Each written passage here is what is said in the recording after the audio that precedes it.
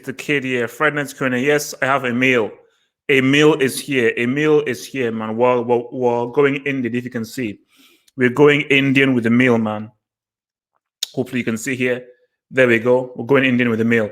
So look, man, this is where it's your platform. You can ride how you want to ride. You can do how you want to do. This is where you guys can come out and then pretty much have your thoughts, have your views, have your inklings and whatever questions you want. So, I mean, before, guys roll in here and actually bring in their questions. So this weekend, I think probably the biggest game that we have this weekend is probably the Manchester Derby. That is really the biggest thing, man. The Manchester Derby is City and United. How does that go? How does that roll through? We'll have to see. We'll have to see. We'll have to roll through. But City, for me, I say City win it. Because obviously this is at Old Trafford, because your boy Gollum said, well, what's up to Pep Guardiola back at the Etihad, piling on pretty much how City pretty much screwed up this season. And also as well, even if I don't think this is going to be that much of a big deal, but again, it's a story. Relax, I'll get to Uncle Mo. Alisson. So how big is the Alisson injury? In your view, how big is the Alisson injury? How much is that going to affect Liverpool? For me, I don't think it's going to be... It's a hit. It's a big injury. And I think if he's injured for the Atletico game, it could be problematic depending on how the game goes. But the thing, though, is it's that mistake by Adrian. That mistake that Adrian made against is what will leave people being worried, because I remember when Alisson was injured at the beginning of the season, he was all right. When he was injured when Alisson was injured at the start of the season, Adrian debuted for about 3, 4, 5 games, and he looked good, making some really good saves. But once he now made that form be like, oh, what the hell?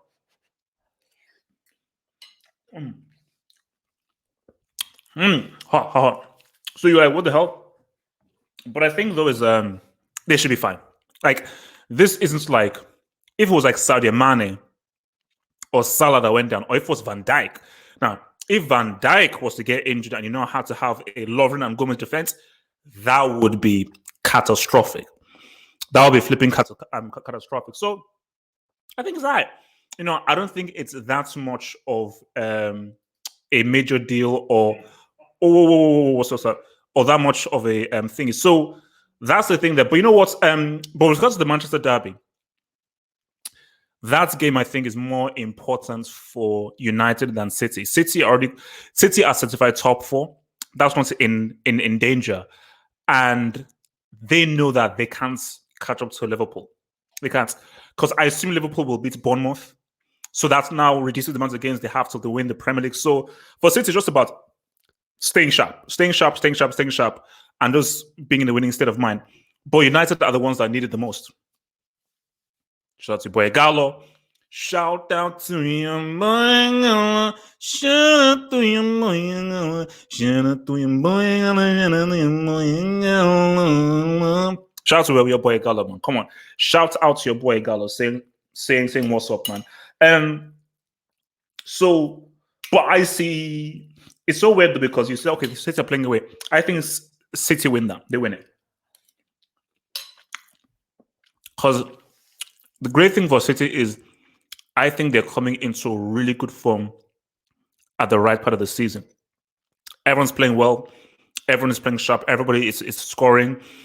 So this is like the best time for them to really be coming in at the best part of the season and everything. So I think they win it, though. I think they win it. And look, man, second leg is about to come through. Guys, Wednesday is going to be insane.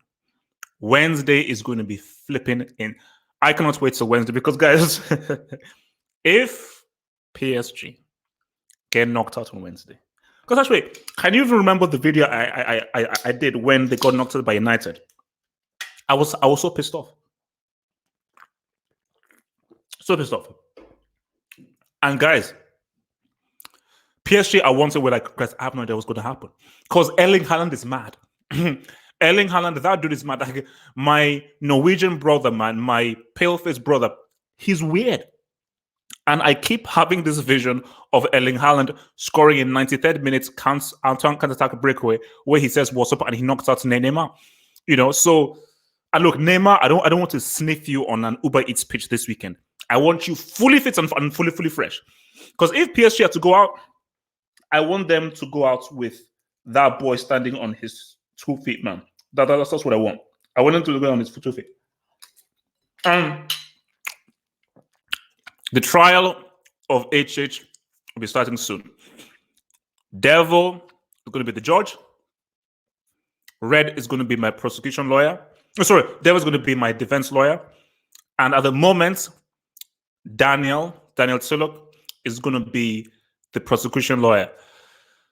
The witnesses, we're going to bring in Gatlock, FG, Kadim, Jujuman, and several others, because there's some witnesses that I want to bring in. None of you guys are going to be part of the jury team, because all of you guys are biased. So I have to now figure out, because jury members have to be guys that have no allegiances whatsoever, they don't know me whatsoever. So I've got to pack 12 random people. None of you people, none of you biased losers are going to be in the juries, because all of you guys are flipping biased. So that's never happening. So guys, look, man, let's answer some questions, man. Let's answer some questions. So Neymar and Mbappe will end Dortmund. How sure are you about that? How sure are you about that? Because Dortmund have been getting back in form. They should, but they're looking very, very sketchy in that first leg. Albeit it's the first leg, but they're looking very sketchy in that first leg. How is this a question? Easily Davis. Easily Alphonso Davis. Saka is alright. Like, Saka is pretty good. Like, Saka, I would say, is tier 3. I put Saka tier 3. Based on recent form, you could make an argument. You could make an argument that based on recent form, you could make an argument that Davis might be the best left back in the world based on recent form. Because Robertson has sort of been a bit out of form slightly. Alphonso Davis has been money throughout this season for Bayern. He's been so good. Hansi Flick has been forced to put Alaba in center of defense, and he's put Alphonso Davis in that left back position. So, bro, it's not even close, man. It ain't even close, man. So Colchoneros, are you confident ahead of Wednesday? Are you confident ahead of Wednesday, or are you scared, man? Are you confident ahead of Wednesday, man? All right, let's hear super chat here from Yasir Saeed, man. What's up? HH, let me be part of the jury, please. So, okay, Saeed, now let me say this right now. If I put you part of the jury, are you going to be impartial? My future is on the line. Because, guys, if I get inducted, every video I do will have to be from the Brick Academy. Do you know how dumb that will be? Every video I will do will have to be from within the academy if I get convicted. So I'm not playing. I'm not playing, because how embarrassing would it be for myself to be inducted in my own academy? Do you know how bad that is? Come on, bro. Sorry. Can I trust you to be impartial? Can I trust you to be impartial? And do you take bribes? That's the thing. Barcelona is going to win the UCL. Wesley, that's impossible. It is literally 100% impossible for your boys to win the UCL. Can't happen. Nowhere. No. How the hell can Barcelona win the UCL armed with Messi, Griezmann, and Ansu Fati? How could they win the UCL with one of the most overrated hype jobs in Frankie de Jong? How could they win the UCL with a clown-ass Cruyff obsessive merchant called Setien? How could they win the UCL with a brick called Gerard Piqué? How could they win the UCL where Stegen has to face like 3,000 shots? It's impossible. Barcelona, there's no way Barcelona beats Liverpool. There's no way Barcelona beats. Man City would make Barcelona. 100%. City would just destroy them. Like before, okay, they had good players. Now, especially when Pep knows Barcelona inside and out, City would destroy them. So they can't win it. Like Barcelona can't win it. Like as good as Messi is, Messi, you're forgetting that. What about the supporting cast? What about the supporting cast? Because they're trash. So it ain't happening, bro. I told you that's why, guys. Wednesday's going to be popping off, man. Wednesday's going to pop off. Like, because see, I genuinely have to watch both legs. You know, I genuinely have to watch both games because both games are going to pop off. Both games are going to fully pop off, man. So I can't wait. I cannot wait, man. Because guys, something's going to go. Like Liverpool are going to beat Atletico. Like I don't see Atletico are not going to keep a clean sheet. Can Atletico score two Gs? Because I think Liverpool can at least get three Gs. So if Liverpool get 3 Gs, Atletico need at least 2 Gs. Atletico is getting 1 G max. Max 1 G. So if they get 1 G, can they limit Liverpool to 2 Gs? That's the thing. Can they limit it to 2 Gs, man? So explain how there are going to be no fans for UCL second leg. Wait. In terms of what's because Liverpool is that the game for Liverpool is not going to be played behind closed doors. But the Atalanta game will be behind closed doors, and that's going to be weird, guys. That's going to be odd because so all of the Serie A games are going to be played behind closed doors, and that's just going to be weird. That's going to be flipping odd, man. Like literally completely odd by those guys being played behind closed doors. As it will be in your best interest, trust me. Okay, Saida. Okay, we'll see, man. We'll see, man. But if you convince me, man, bro, there'll be hell to pay, man. There'll be hell to pay. So, do Spurs have any chance, guys? Guys, come on, man. Give me some hope. So I say that Uncle Moo is done out here. 1-0 down. So I say that there's no chance that Uncle Moo can say what's up.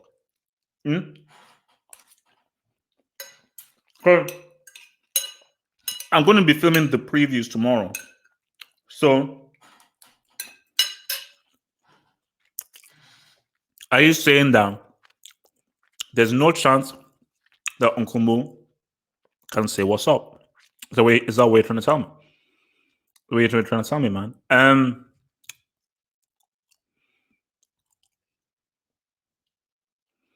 Quite confidence, man.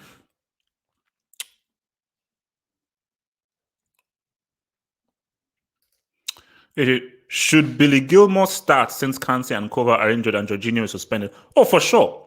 1,000%. I think that he has earned his right to start the game. He has entered. Wait, also, is this the Bayern game?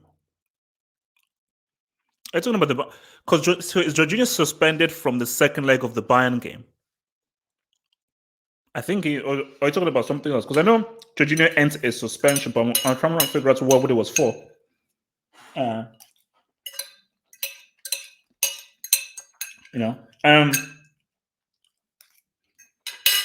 yeah, Gilmour looks good. I mean, because I don't think Ronaldo was playing in the mid. But see, yes, there was no Ronaldo or Henderson, but still, for a guy that young, I mean, let me see how old is the dude? Gilmour, Chelsea age. Wow, 18. And he's going to be 19 in June. Yeah, man. For an 18-year-old to be able to ball like that, impressive. Really impressive. Really impressive. I mean, for an 18-year-old to be able to ball like that, I am very, very impressed. Very, very impressed indeed. Very, very impressed indeed, man. Really impressed indeed. So yeah, I think he should start. 100%. I think he should start, and I think he'll be money, man. I think he'll be real money if he starts, man, for sure. For sure. For sure.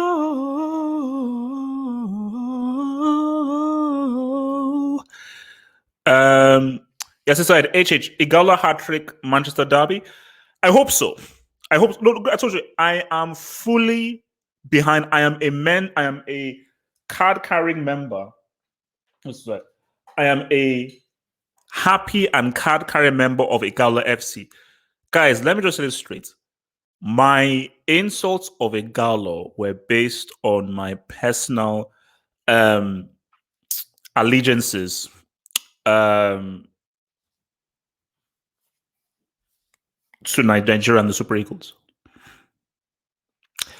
I did not, and I was not going to accept such breakness. And I said it's in the past. As I said it in my video, it's in the past, and I am so happy that he's been able to G up for United.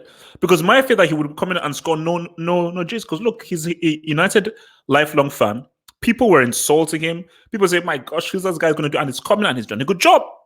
You know, he's come in and done a good job. Helped them in that Europa League win. Really helped them in that win over Derby County. He's doing a good job. And yeah, man. And you see, and my thing about it is that, guys, United fans, man, what if he keeps scoring?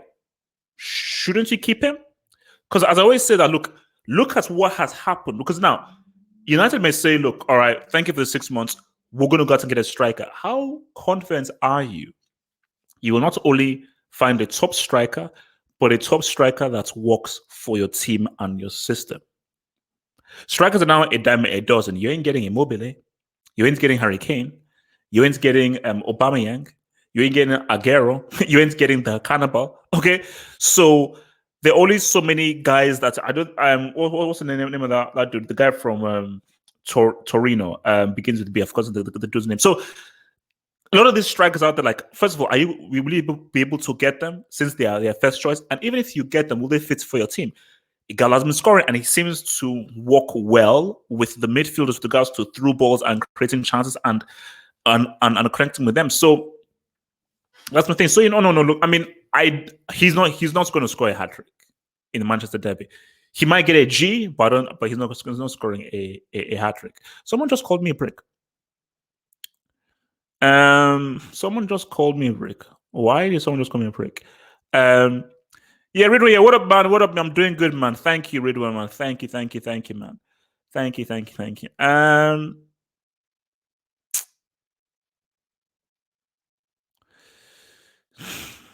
In 80s when they finally qualify. Oh gosh. Gatlock, thank you for the super chat, Gatlock. Yo, when is the trial? We need to prep evidence. Gatlock, you are one of the main witnesses that will take the stand. Okay? You're going to be taking the flipping stand. Okay? So you're going to be, and trust me and Red were already working on how to disqualify your evidence that was obtained illegally. Yes, I've been reading some law things. Evidence obtained illegally is inadmissible in a court of law. I told you, don't mess with me, man. Don't mess with me, bro. Don't mess with me. My mom's a lawyer, and I know lawyers, bro. So me and Red were working on trying to F you up on that stand. And you will be taking the stand, and you will be cross-examined efficiently by Red, my prosecution, and sorry, my defense lawyer. And we'll see what Daniel does, because Daniel believes that he's going to induct me. You know? So, and with this whole thing, I said, Daniel, I know we're friends and we do talking tactics, but in a court of law, they're no friends. You've got to do your job, because Daniel is representing the people. You know, it's the people versus HH. But Gatlock, you will take the stand, and trust me, Red is gonna, because what we will try and completely discredit you as a witness. 100%. My main thing is a total character assassination. We're gonna study you. We're gonna bring up different things that you don't even know about. Right now, me and Red, we are looking to totally perform a total character assassination of you. So, see, now I'm worried about whether I want Jujuman to take the stand, man. I'm not worried because again, like see, Jujuman can't be predicted because I think I can bribe Jujuman, but I don't know whether he can be trusted on the stand, man. So guys, is this real? Man United can get any striker in the world. Are you deluded? Okay, guys, let's play this game. Can Man United get Aguero? Realistically, would Aguero run to Manchester United? Okay. Would the Cannibal Suarez run to Man United? Would Lewandowski run to Man United? So he said you can, because see, this is the delusion I don't get. Because see, you call me deluded, I call you deluded. So let's say United finish 5th or they finish 6th. And as I think we're saying that City will be able to play the Champions League next year because they'll suspend the case. So let's say they finish 5th or 6th. And let's just say they don't win the Europa League. So they're not in the Champions League. So because they're called Man United, they can still attract Aguero, Lewandowski, and the Cannibal. I would disagree in that notion. The name alone isn't enough to attract a player. Players right now don't give a damn about your name. They're like, are you in the Champions League? Are you competing for trophies? That's the thing. Is, are you in the Champions League? Are you competing for trophies? I don't care who you are or what your history is. I'm not going to a club that isn't competing for trophies and isn't in Europe. So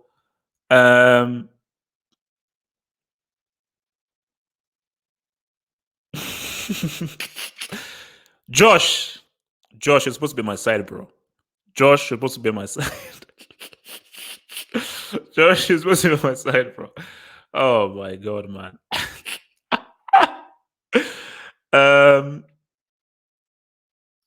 Oh wow. I'm sorry, but Lewandowski is bigger than the whole of Man United footballing wise. I mean that's a bold statement, but Lewandowski isn't touching Man United. And this is not to be disrespectful. Man United are a massive club brand-wise. Brand-wise. Off the pitch, United are one of the biggest clubs in the world. One of the biggest clubs in the world, 100%. Off the pitch.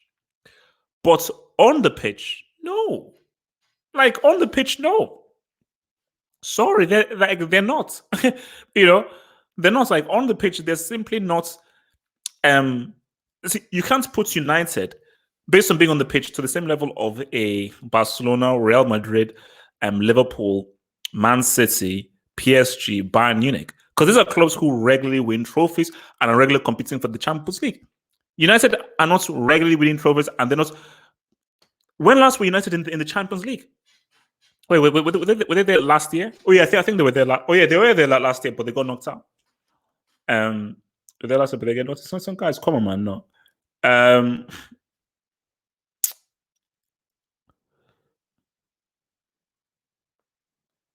El Caso.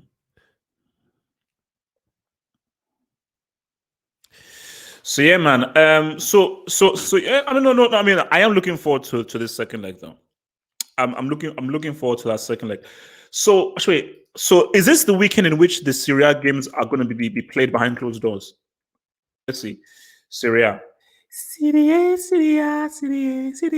Oh yeah. So all the games will be on Sun. Oh. So is Juve Inter this Sunday, or are they postponing it? Oh snap! So wait, so is Juve Inter this thing, or are they postponing it? Snap, crackle, and pop. Hey, again, so is Juve Inter this Sunday behind closed doors? Oh, it is. Okay, so okay, okay. Oh wow, all right. So, wow, oh, yep. Because I thought they were postponing it till like next month or even later. Yeah, wow. You see, Inter Milan are lucky now because Juve don't have the advantage of the crowd. Juventus will not have the advantage of the flipping crowd. Wow. Okay. All right. Oh, okay. Now I get it. I get it now, man. So yeah, they don't have the advantage of the crowd. They don't have the advantage. Oh, that's huge. That's huge. Yes, Saeed. I think the super chat says, "Why do you include Man City? Great legend is Kun." Yeah. Aguero is the greatest legend for sure. For sure. For sure. I dare Buffon to stay another year, bro. I dare Buffon to stay another year. Buffon is partially to blame for PSG getting knocked out. And this is my whole thing. I'm not ageist. I'm not against older people. All I'm saying, and it's very simple. What I'm saying is not complicated. All I'm saying is you can't be a crutch. You cannot be a crutch on an entire football club. So I'm saying, okay, you cannot be a clutch on an entire football club. That's unfair, and that is unacceptable. That is unfair and it's unacceptable. So I dare him to remain there, man. I dare him to remain there. Guys, remember, man, hit the website, man. I will be updating the website daily. The website is not going to be updated daily, man. Remember, latest bricks, latest rankings, Hall of Fame, all that sexy stuff, man, all on the official website. My Twitter page, my Facebook page, Instagram page, www.halfhopefootballhut.com. That's where it's at, baby. www.halfhopefootballhut.com. You dig, you dig, you dig. To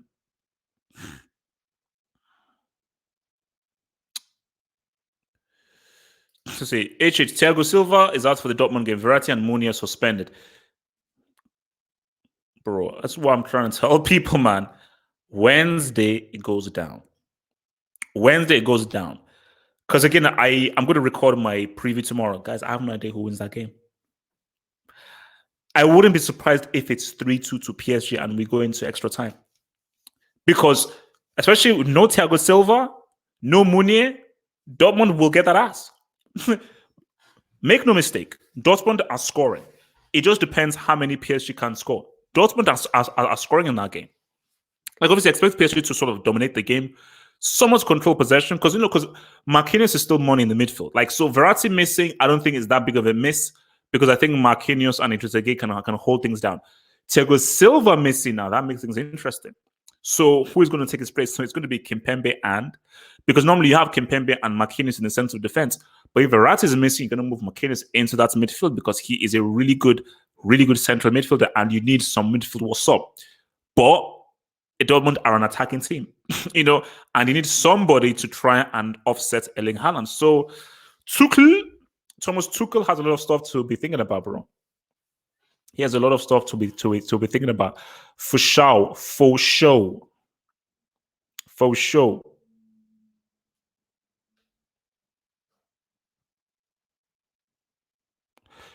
Yo, Jonas Philberg, man. Thank you for the super chats, bro. Wow. What is now I don't know what NOK is, but look, thank you very much for the donation, man. 2,000 NOK, man. Shout out to also Jonas Philberg, who is a Horseman member. He's a Horseman member. This guy has been supporting me both on Patreon, both on the member tip, and it's been a spot up by thing around. So Philberg, man, I fully appreciate, man, your support. So let's get that. So I wonder, because it's my favorite movie since it came out between 01 to 03. But are the Lord of the Rings franchise top 10 movies of all time? I mean, they won 18 out of 30 nominated Oscars and are the 5th or 6th highest grossing franchise of all time, considering 33 movies. Now, let me say this right now about the Lord of the Rings, and this is something that, whether people want to accept this or not, the Lord of the Rings is the greatest. The Lord of the Rings is the greatest cinematic event of all time. It's the greatest cinematic event of all time. But the films, see, when you watch the films on the small screen, when you watch the films on the small screen, then they are not as good. When you watch those films on the small screen, they're simply not as good. They're simply not as good. And I think you lose the way that Peter Jackson made those films was like, whoa, it's a big thing. So I would never, it's tough. I would never say The Lord of the Rings are amongst the greatest films of all time. You can't. You just can't, because a great film has to be good on the big screen and on the small screen. That's what you have to do. So the thing though is the sense of a cinematic experience. I would argue, maybe if you won't disagree, The Lord of the Rings is the best. Guys, Cloverfield was a damn good thing, but in terms of a cinematic experience, it's the best. When Sauron, when Sauron showed up in Fellowship of the Ring, that's one of the most iconic moments of all life. Because I was watching, I remember when I saw Fellowship of the Ring, was me and my brother were like, okay, blah, blah. When you saw Sauron in Mordor, you're like, what the hell? I already saw how he was lubricating the whole thing. I was like, okay, this is different. And what's it called? Gandalf against the flipping Balrog. It's built for the cinema. Like, there is not a greater cinematic achievement for that based on the scale of the films. But as films as a whole and so forth, I just don't think that it's all that. So I wouldn't put it as greatest films of all time, but I would say it is the greatest cinematic experience of all time. I mean, Avatar was cool, though. It was great cinematic films of all time. So, Jonas Philbeck, thank you, bro. Thank you, bro, for that big time donation, bro. Very much obliged, man. So, from Yasir Saeed, man, HH, United are still the biggest club in England. Yes, Saeed, they're the biggest club in England. I get that. But all because they're the biggest club in England. And also, see, now this is my thing. United are the biggest club in England based on history and branding, which doesn't really, I don't see, for me, as a football talker guy, I don't give a damn about your history and stuff like that. It's about what are you doing now? As Eddie Murphy said in Raw, what have you done for me lately? What have you done for me lately? So that's my whole thing. So, and these dudes, you've not done anything for me lately. So even if you're the biggest club in England, but you're not the biggest club in England based on what you've done on the pitch. So United ain't, they still have that allure, but again, push yourself in the mindset of a young player, a young upcoming player. They don't care about history. They care about, oh my gosh, am I going to be in the Champions League? And am I going to be put in a position where I can win trophies and the biggest trophies? So that's the thing, bro. I mean, so, and yes, aside again, what had Tuchel done in football? Not much. He was pretty good for Dortmund. I'll admit he was pretty good for Dortmund, but not much, man. Not much, man. He's and that's why I said PSG will never, ever, he will never ever be able to win the Champions League with PSG. Never. It will never happen, man. It's he will never ever win the Champions League for CL. It'll never happen because he's PSG needed an authoritarian. Insult Uncle Mo only once, call Mourinho a loser and so forth. It is, I mean, Mourinho at PSG would have been a perfect marriage, man. It would have been a perfect marriage. Human thing, it would have been a perfect, amazing marriage if that happened. But it is what it is, man. It's just gonna buy some more food for the fridge, man. Yeah, man. Look, man. You know, you're funding my next meal, man. You're funding my next meal, man. You know, but I think this is even what I was even saying to the guys on the Thursday live stream, because basically, if you're a Football Hot member, there's going to be an exclusive live stream for members every Thursday. So I've decided Thursday is going to be the day. So Thursday, there's going to be a live stream. So on the Thursday live stream, we talked about all stuff like family, all random stuff, man, school. And I said that, what I want to do is just build a family, because I didn't used to do this live thing as much before. I used to just put in videos. But in this live thing, what you can do is just create an intimate family where guys really know guys, and it's far more interactive.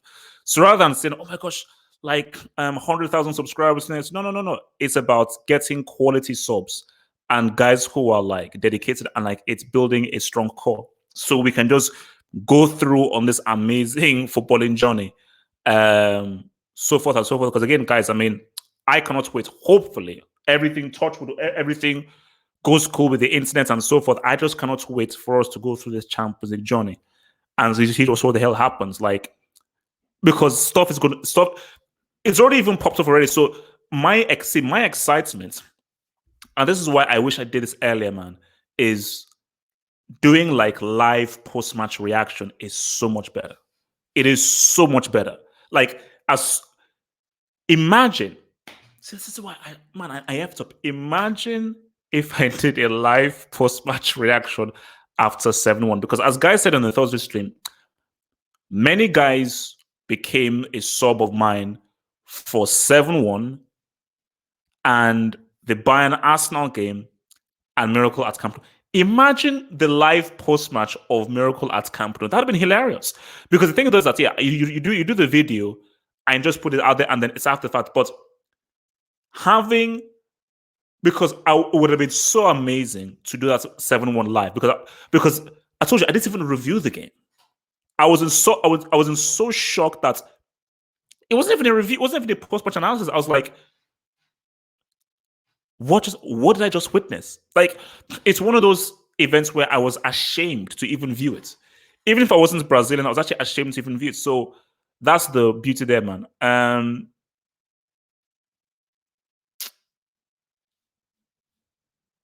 Oh man, the million is going to be real, man. The million is going to be real.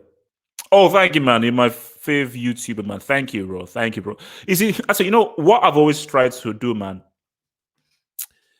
What I've always tried to do with these live streams and stuff is, and I think I think even, and this was even what my brother said to me, is finding a balance.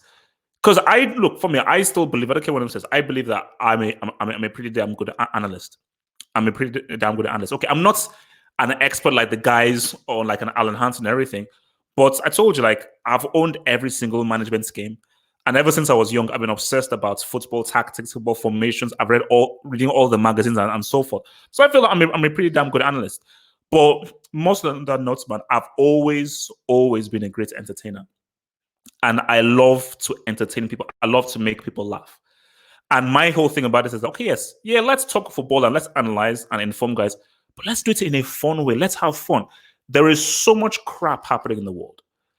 There's so much crap happening in the world that if there's a way to make people smile, to make people laugh, to do things that are funny, that just brings happiness to people, that has to be an amazing thing.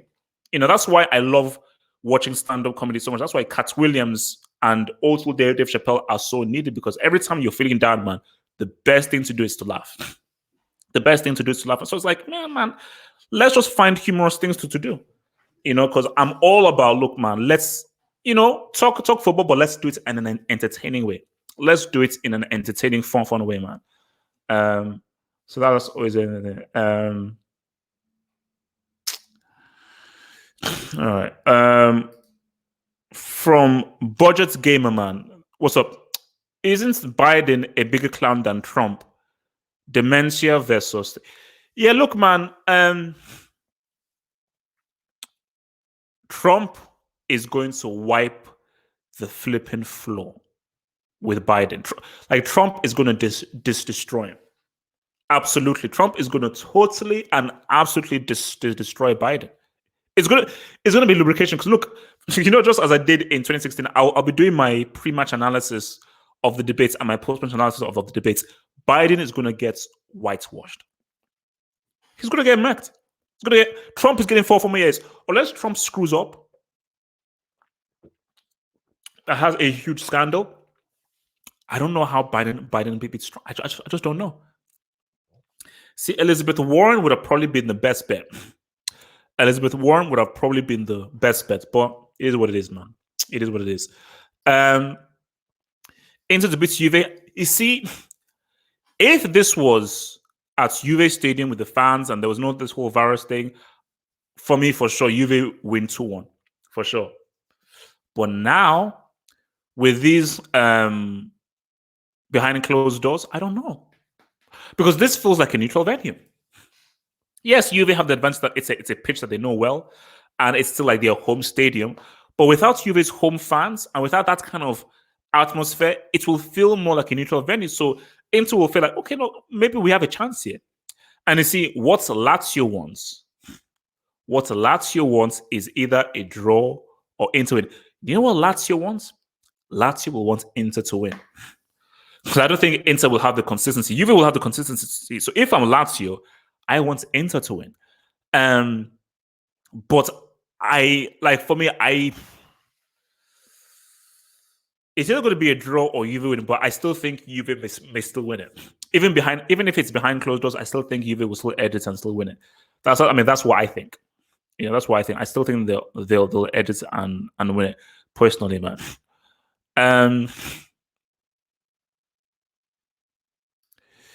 Yeah, man. Yeah, no. The virus is getting serious though. Although they said the flu kills more people a year than the virus, and the virus, I think, it's affecting people who are older that have pre-existing conditions and stuff. So it's just that we don't really know what the hell it's about. We don't know. We just don't know what it's about. So it's just about being aware. Wash those hands. You should always be hygienic. But yeah, this is now putting a greater emphasis on hygiene, which is cool, man. Which is cool, man. Oh man, that's great to see, man.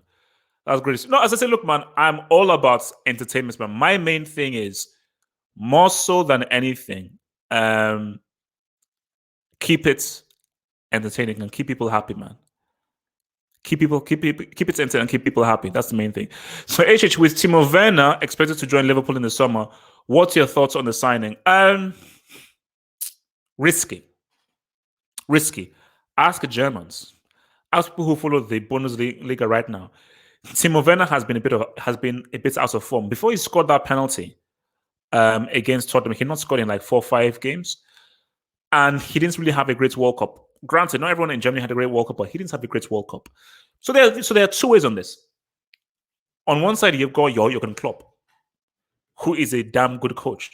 So if Klopp says, yeah, man, this dude, I feel I can take him and I can improve him, as I did with Salah, as I did with Mane, Van Dijk, and so forth, you can gain confidence from there because he is a good player. He is a good quality player. But on the flip side is Naby Keita hasn't really worked out. Minamino looks like if he doesn't really work out. And Liverpool don't need a striker per se. They have many goal scorers. And the system that they have, I don't know where Werner fits in, because Werner, I don't think, can be as effective an inside forward as Mane or Salah. So his strongest position is centrally as a striker. But the way in which Liverpool play and the way in which Dortmund play is a striker has to be very malleable. So he's going to be able to come in deep and pretty much be able to be good in the ball and actually be another creative player in the team. So where Timo Werner is a finisher. So in the beginning, Werner was like, okay, we need another goal scoring outlet. But at the same time, you've got Origi, who has shown that he's a damn good goal scorer if he played in a strong position. So I don't think it's a wise signing. I think Liverpool have to look for a creative playmaker. That's what they need to look for. They need to look for a guy from midfield who can create. And I think that would maybe what they were missing with Henderson, in the fact that because Henderson was a guy who could break from midfield and deliver those long balls or those balls into the box to try and get something going. So they need to find a really good quality creative playmaker. That should be their priority. You get to Timo Werner if you need goals. You see, Chelsea getting Timo Werner would be wise. That would be wise because Chelsea do need a striker. Chelsea do need a striker, So Timo Werner is something that United need. You see, United, that would be wise to go for Timo Werner. And you see, for Timo Werner, United could possibly be realistic because Werner isn't of the ilk or of the level yet. He's rising, but not yet of the level yet of an Aguero or a Cannibal. So you see, now that would be a good one for United to go for. So that is my assessment there. All right, let's read. Oh wow, Pedro or Willian. That's like, well, if they're playing, that's like saying being poisoned or having your testicles cooked in piping hot stew. I don't want neither, man. But Willian, because the thing though is that Willian can either be really trash or he can be really good. Pedro can either be really trash or average. Did you see that 1-on-1 that Pedro had? Did you see that 1-on-1? And you see, Chelsea should not have a Pedro or Willian in their team. That's the thing, Pedro should not have. So I mean, they should not have a Pedro or Willian in the team, and that ain't it, man. But yeah, I'll definitely go for Willian, man. But yeah, gotta give another shout out to Jonas Philbin, man. That was a big time donation to your boy HH, man. So I know for all those people out there, show your boy that love. Show your boy that love. Show your boy HH that love, because I know all of you guys are rich, man. All of you guys are in Fort Knox. All of you guys have golden nuggets in Fort Knox. Okay, so you guys can say, yeah, I know you have billions. Okay, so give me that 20 mil. I want a 20 mil donation. That's the next thing I want. Jonas Philbeck has put you all to shame. But Philbeck is saying, what's up, man? He's been saying what's up. But Jonas Philbeck, man, you are that dude, man. You are that dude, bro. But again, shout out to everyone and the support of the area. Appreciate the support for everybody, the members, the non-members, the subscribers, the non-subscribers, and everything, man. I value your support, man. 100%. Your support is very much valued out there, man. And I said again, I'll always keep doing this as long as there's the love. I'll always keep doing this to entertain and inform the people, man. Oh yeah, look, man. You see, now this I remember this, man. Because I was really, as much as I was happy that Chelsea won, I did feel for Robin. And you see, when Bayern Munich did that to Barcelona, I was like, bro. Because I remember, so it was what I think it was it 3040 or was it 40330? I think it was 4030. And man, when Germany go in, they really go in. Whether it's their clubs or their teams, when Germany go in, they really go, like they really get that ass, man. And so when that happened, I was like, yeah, man, like this was because they completely and totally exposed the whole tiki-taka thing. They completely exposed it, And I always say that because I always watch these things carefully. That second leg at Camp Nou, Schweinsteiger's performance was absolutely insane. One of the most underrated central midfield performances was Schweinsteiger's performance against the very tough pressing of Barcelona was insane. Because I always say that way, why can't anybody keep the ball and be money, all because you're being pressed by either Spain or Barcelona? But Schweinsteiger just showed that as long as you're cool under pressure and you know what you're doing, boom, the guy never lost the ball, always made good passes, and he controlled that game, man. So Schweinsteiger, 2013 to 2014, he was the best central midfielder in the world. He was the best central midfielder in the world, man. My PSG Dortmund prediction, man. Guys, I have no idea. I mean, I'm going to be filming the preview tomorrow, but I have no idea. I have absolutely no idea. 1000% Dortmund can knock out PSG. PSG are not going into that game as favorites because the way that Dortmund play, the young guys that they have, the fearlessness of an Erling Haaland and a Sancho, Dortmund can just go out there and just G up. I'm not putting my faith into a bunch of losers who lost to Bochester divided at their crib. Okay? These guys lost to Bochester divided at their crib. So I ain't putting any faith in these dudes, man. None at all, man. None at all. I'm not putting any faith in these dudes.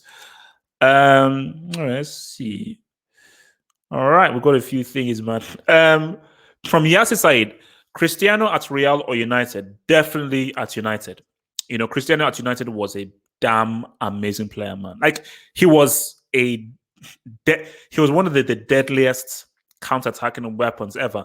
And it's just a shame. And that's like a discussion for another time. If Cristiano had stayed at United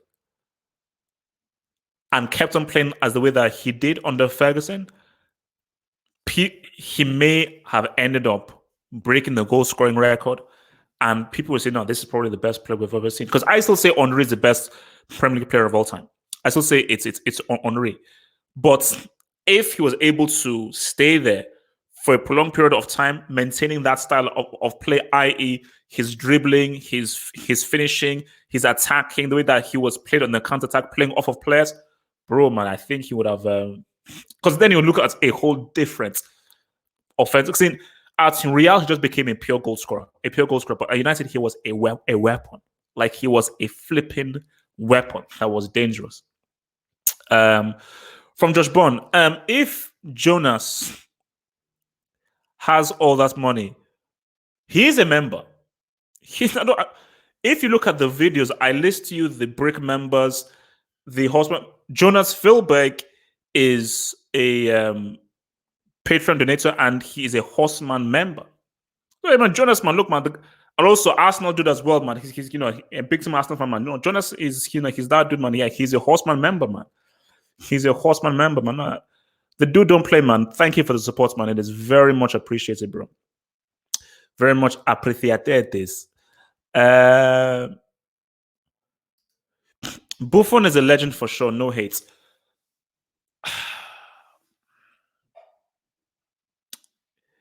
Yeah, I suppose he's a legend.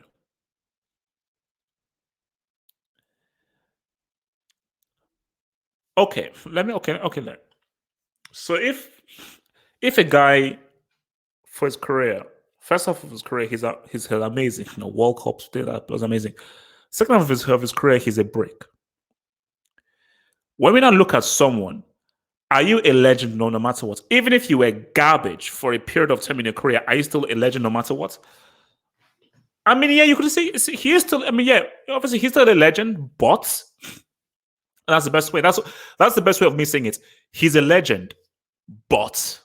And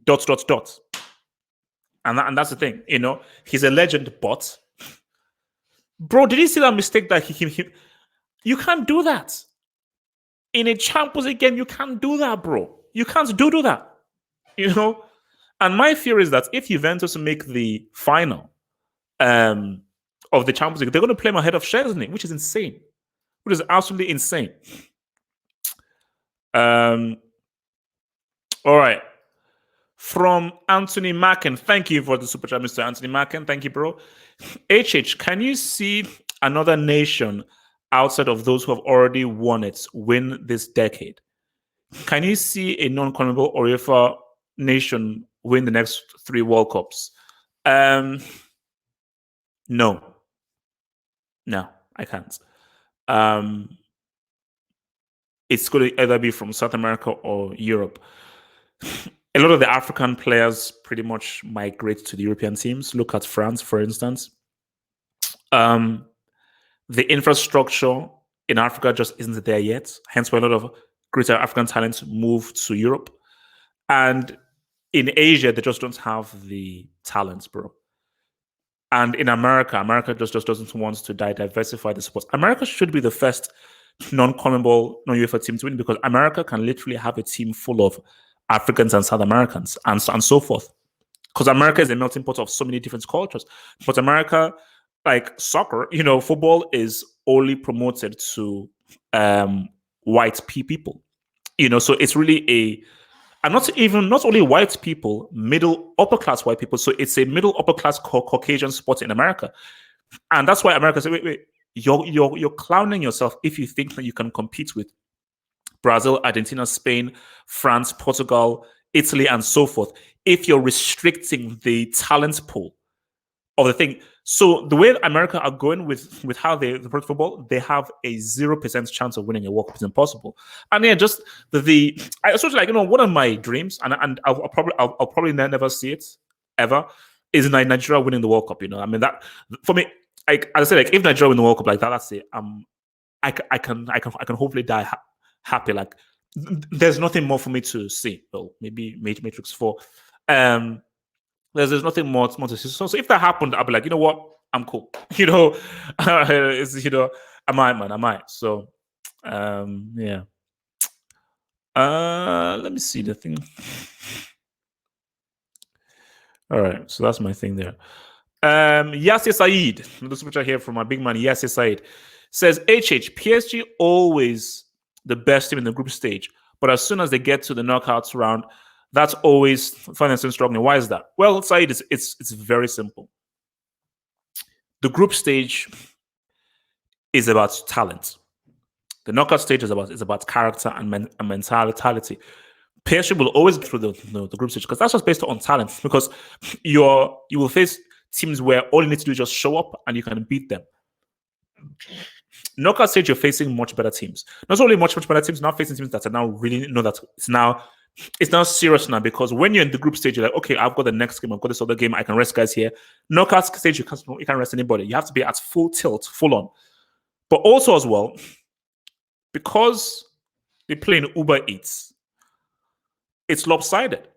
So you can't go from playing Evian or Croissant FC to think you can now compete with a Juventus or a Liverpool or a Chelsea. You just can't.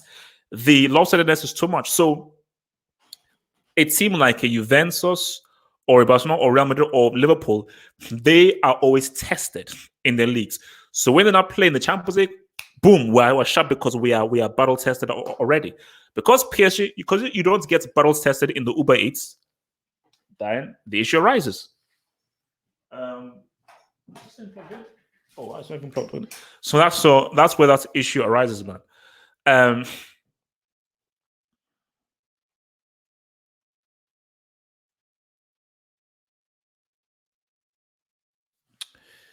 Supposed to say so has Thiago been that good this season?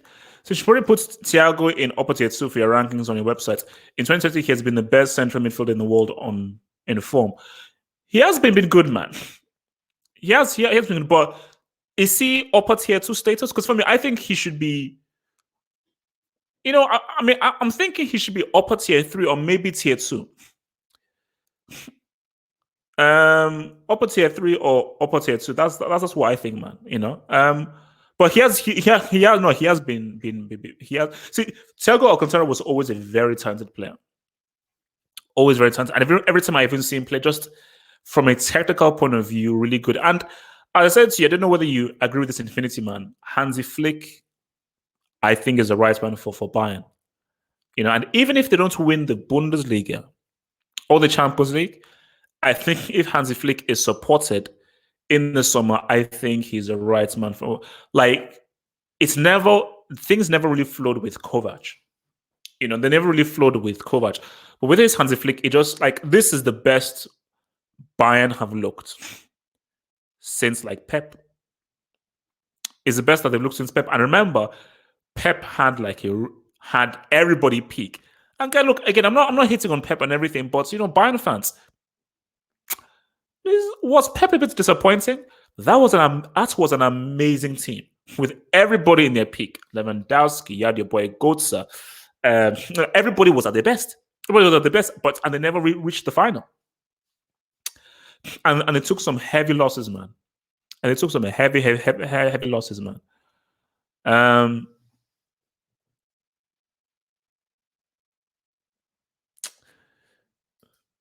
Bro, do you know how? Yesterday it was freezing cold because my mom called me yesterday and said, "Oh yeah, well, what's the weather like?" And I said, it's freezing cold here." And then this morning I go out and it's literally sunny. I was like, "What the hell?" The most bipolar weather in the world is in England for sure. There is. I remember me and my friends were making a film when we were in school, and in one day it rained, it was cloudy, it was windy, and it was sunny, all in one day. And I think it's in the space of a few hours. In the space of a few hours, Bruno Fernandes is upper tier 3. I put him up in upper tier 3. I think he's been really good, but let's just see how well he does and everything. But he's already a quality player, and I think a cut above tier 3 players, and you could just see how he's already separating himself from other guys at United, and you could already see his influence on United. Like he's already for me. He's already. I would argue he probably is United's best player based on form. I mean, based on just ability, it's Martial, but based on performance, written performance, I think it's him. I think it's him, bro. I think it's him for sure. For sure.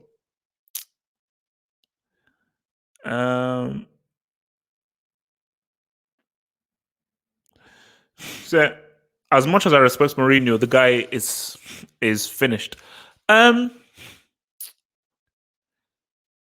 So that's why I raised that video, and I was like, you know what? Maybe we can begin the conversation, just to begin the conversation. But can we give him a summer? Like things are looking ugly. Can we give him a summer? Because look, I'm not sure that they're not okay. Look, they're not finishing top four. They're not finishing top four. They're out of pretty much all the competitions, and they're going out on Tuesday. I don't see Leipzig screwing that up. So it's it's Leipzig, Tottenham Tuesday, and Atalanta, Valencia. So I don't see that them screwing that up, bro. Guys, I don't see. That's a weird thing, though. I was so sure Valencia were going to come back, but them playing behind closed doors makes things weird. It makes things real weird. Them playing behind closed doors, it makes things real weird. But yeah, man. Let's see. Let's see what happens in the summer. I mean, give him a summer, but I'll admit it's not looking good for my boy. And I said this when he was hired. I said, no, this is not going to work. This is not going to work. Mourinho should have gone to PSG. Because Mourinho at PSG, now I think they can win the Champions League. So why did Mourinho take this job, bro? Why? Why did he take this flipping job?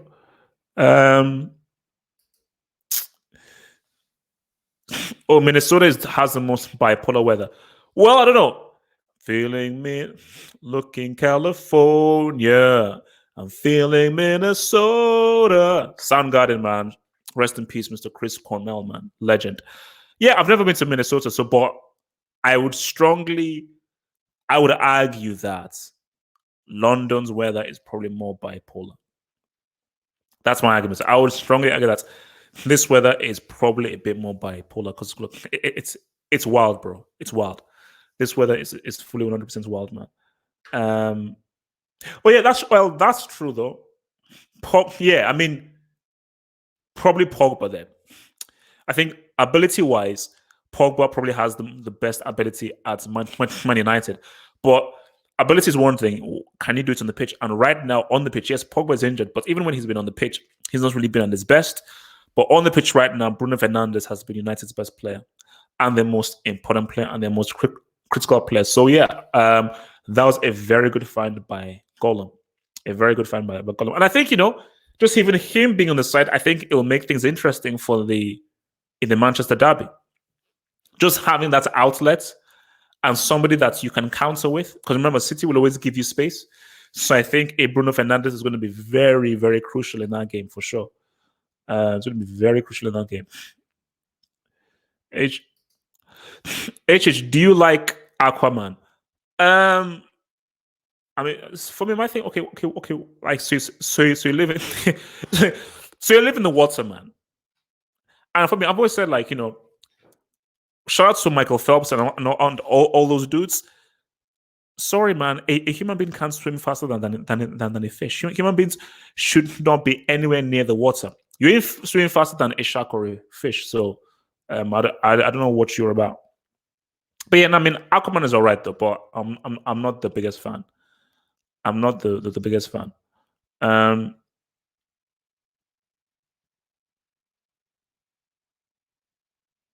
Let's see. A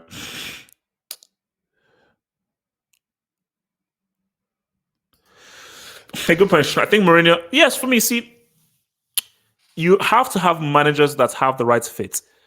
Pep Guardiola ain't winning nothing at Tottenham. He ain't.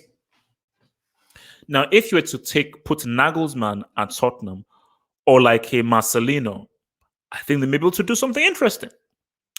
I think they'll be able to do something interesting because you have to have you have to look at the players, the culture of the players, and the manager.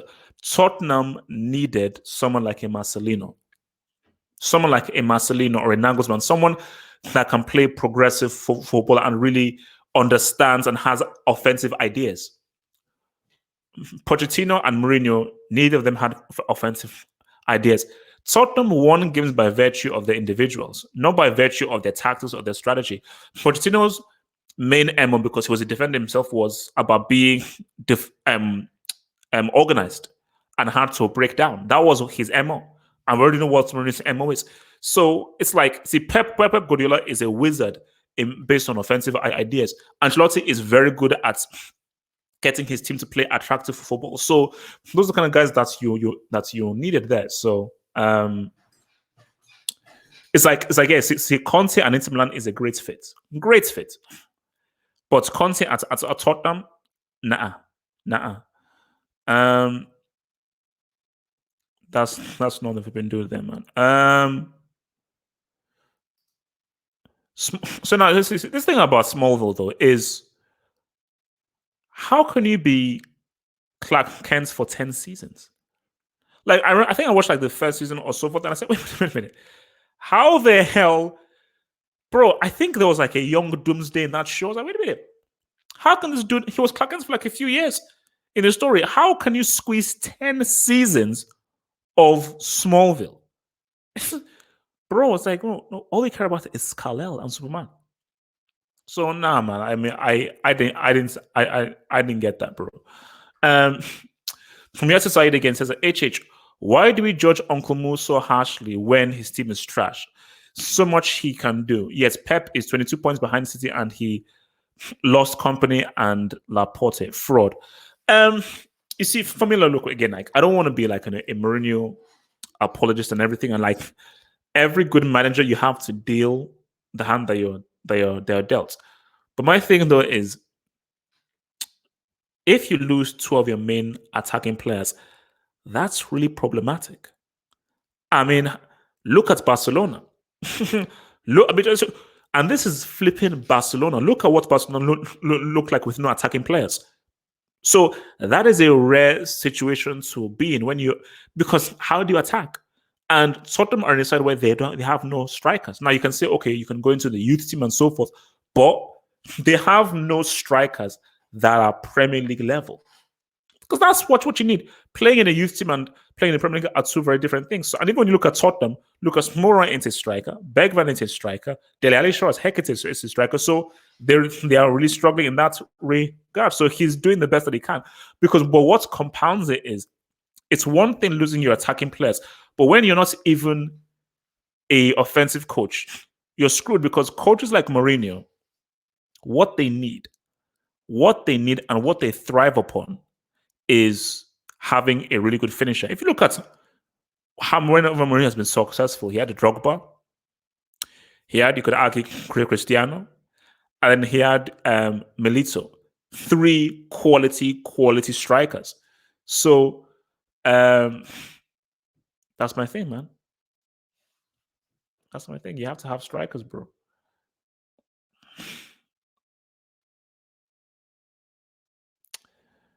All right, let's see. What else are you guys saying around here, man? Bro, I mean, I think I did a season review somewhere. I don't know where it's, but I definitely did a season review. But I don't even want to think about that Game of Thrones. Like, it is the biggest downfall ever. Anything. I actually need to go back and watch Better Call Saul. But it is the biggest downfall ever, like complete and utter trash. And there's no point in me even doing a review. It's garbage. So, guys, how good is this Castlevania? Everybody keeps talking about it. Like, I saw it on Netflix. So is this actually any good? Castlevania on Netflix.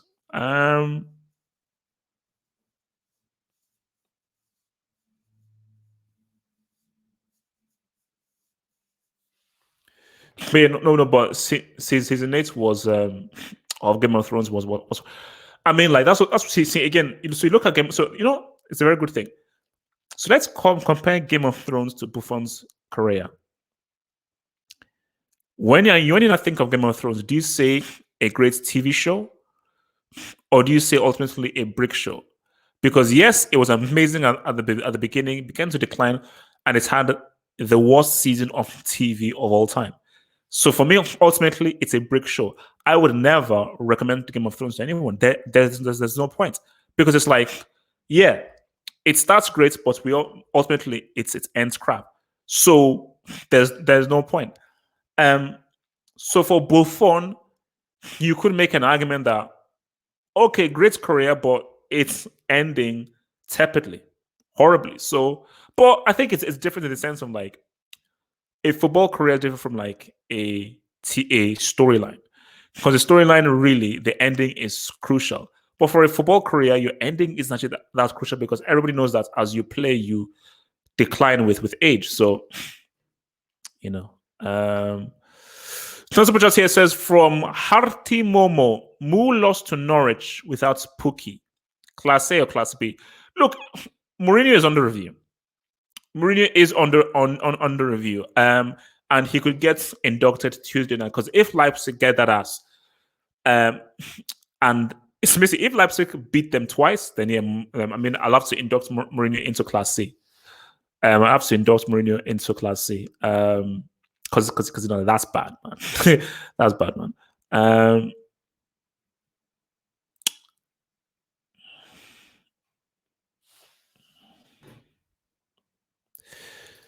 Yeah, this is the quick thing. I always said that the ending is the most important thing in a movie, game, TV series. It's huge.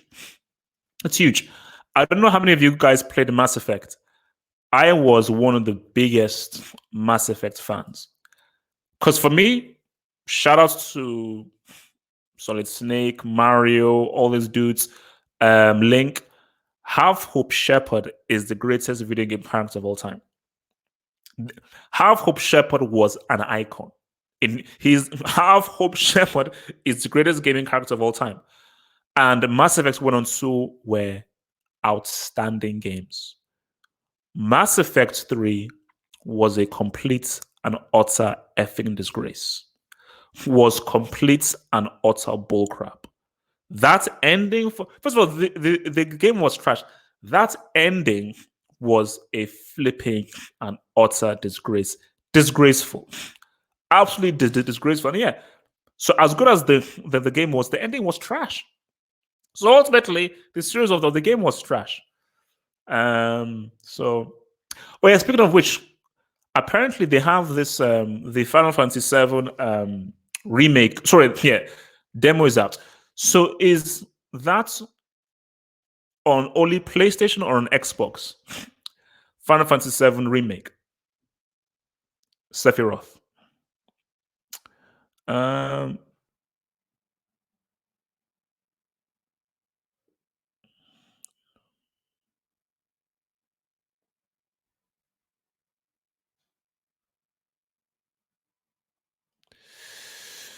I still need to play Last of Us though.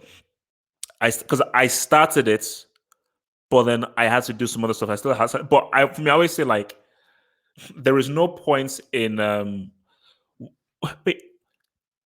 It's like, you know, when people say, "Oh yeah, let's see a film of GTA or Heavy Rain." I don't want to watch a film of GTA. The beauty of GTA is that it's interactive. That's the beauty, that you're interacting in the storyline. I don't want to see like Vice City rips off other films. GTA 3 is a Scarface ripoff. That's what it is. Like GTA 3 and Vice City, these are Vice City is a pretty much a ripoff of Goodfellas.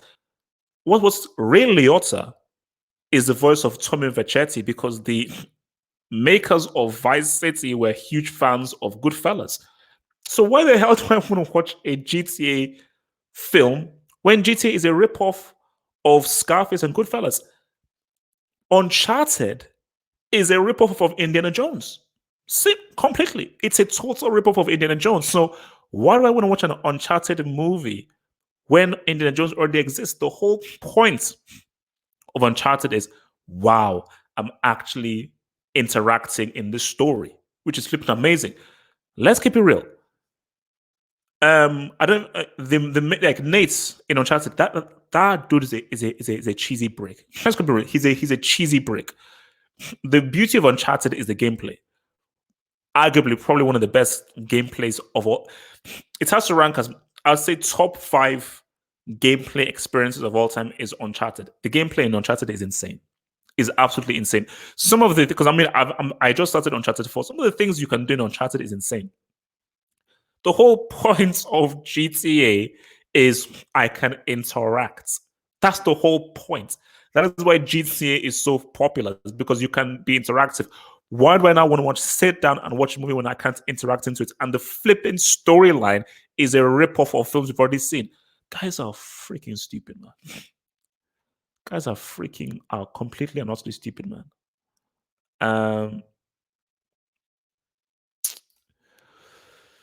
Why isn't Batman? Why to me? Why Batman isn't the best hero? No, look, Batman is the most overrated character of all time. I love Batman, but I love Batman done the right way. Batman isn't a genius. Sorry, yeah, he's smart. Bruce Wayne isn't smarter than Tony Stark. Bruce Wayne is not smarter than flipping Peter Parker.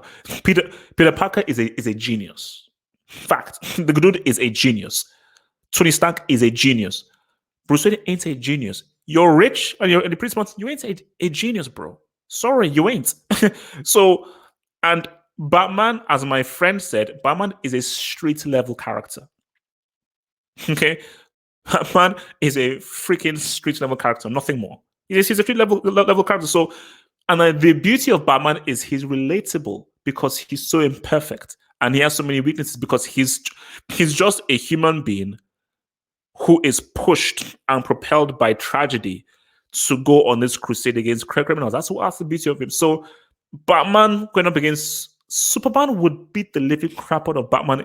Superman would kill Batman in 5 seconds. A Batman with Superman fights with five fights. Don't give me that crap. Oh, Batman is smart and he can outsmart him. Oh, shut up. No, Superman would kill Batman in 5 seconds. Okay, because Superman is pretty much a god. All right. So guys are just being stupid, man.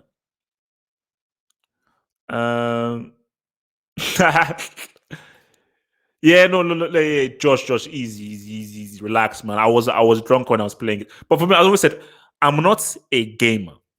Like the my gaming has always been football games, management games.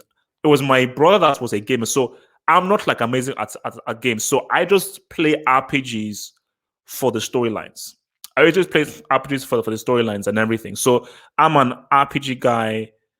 And for me, my main things are MMOs and football games. That's my main thing, and RPGs and RPGs. But like I'm not a gamer, so I'm not like Call of Duty, blah blah, 3,000 kills. No. I'm not that, bro. I'm not that, bro. Like for me, give me a great storyline, allow me the freedom to do whatever I want, or give me a great career mode for a football game, and I'm good, man. And I'm good, man.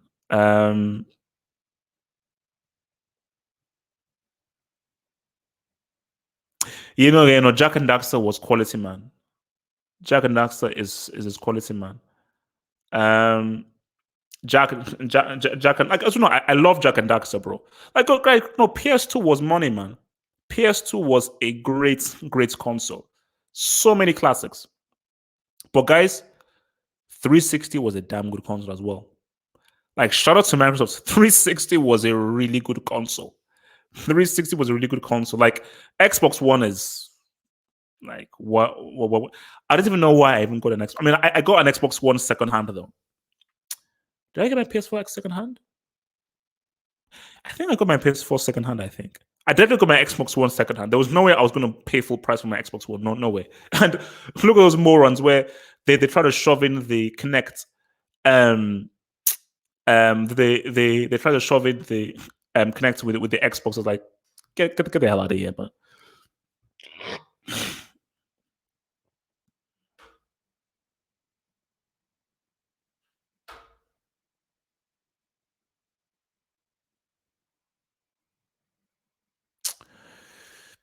Oh, favorite GTA mission.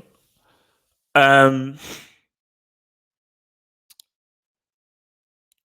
there were some good ones in Vice City. There was one where you had to rob a bank. That was a good one. I don't know which one that was. I think that was GTA 4, where you had to rob a bank. And you actually had your other guys and everything, and you had to infiltrate the guys, and you had to pretty much get away. That was a good one, man. Oh no, there was some really good ones. There's one where, and this is the beauty of GTA.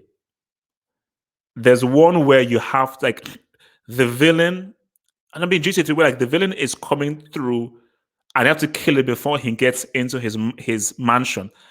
And I remember my brother did this a crazy way because think about the beauty about GTA is this is the mission. You can do it however way you want it. And that's the amazing thing is the freedom to do the mission however you want to do it. So my brother, what he did was he parked like about 7 cars in front of the dude's gate. As he approached, he got a rocket launcher and just blew up all the cars. And I was like, oh wow, that's crazy. I think I just gunned them down by using my car and stuff, So, but yeah, I think the best mission was where you were bank robbers. Because yes, do you know why it was so good? Because they made it like heat. It was like heat. So as you came out, you had all the bags with you, and then you had like your mask, and then they gave you the AK-47s. Yeah, that was the one, man. That was the one. That was the one, man. That was the one. Um,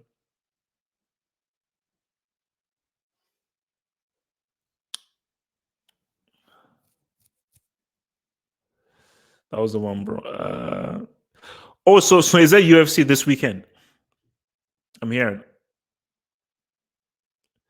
Is there USB this weekend? Yeah, Xbox One ain't that great, but Xbox One was not. Actually, no, I didn't really get into Ratchet and Clank. I think we bought I think my little cousins played it. My little cousins were playing because I think it came out around the same time as Jack and Daxter, but Jack and Daxter was my jam. Now, who played Medieval?